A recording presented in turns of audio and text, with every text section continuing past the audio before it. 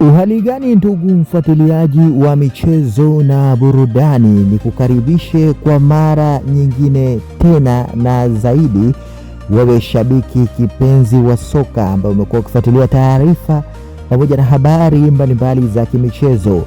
Nikusogezee update kali kabisa hivi sasa, na ambayo leo hii hapa iko mezani kwetu, tunaijadili na kuizungumza kwa pamoja. Si taarifa nyingine bali ni taarifa kwa umma kutoka kwenye klabu ya wekundu wa Msimbazi Simba.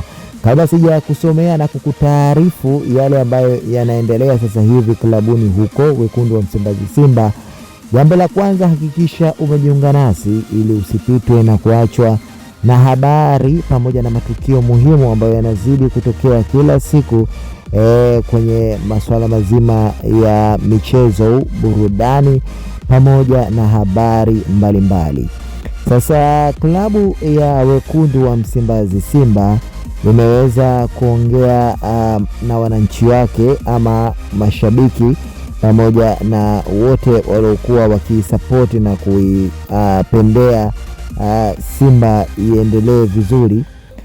Wamesema kwamba kumekuwa na taarifa nyingi sana na wadau pamoja na mashabiki wengi sana huko mitandaoni wakizungumza kwa namna tofauti tofauti, hasa kwa msimu huu na kipindi ambacho klabu ya wekundu wa Msimbazi Simba imekuwa ikijiandaa vikali kwenda kukabiliana na timu kubwa nyinginezo kutokea hapa barani Afrika pia.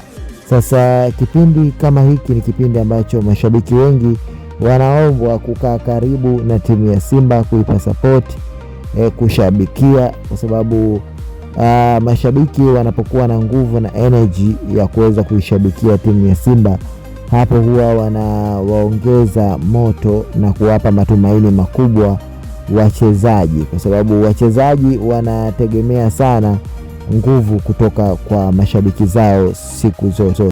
Bonyeza alama ya subscribe hapo chini ili usipitwe na habari na matukio ya michezo.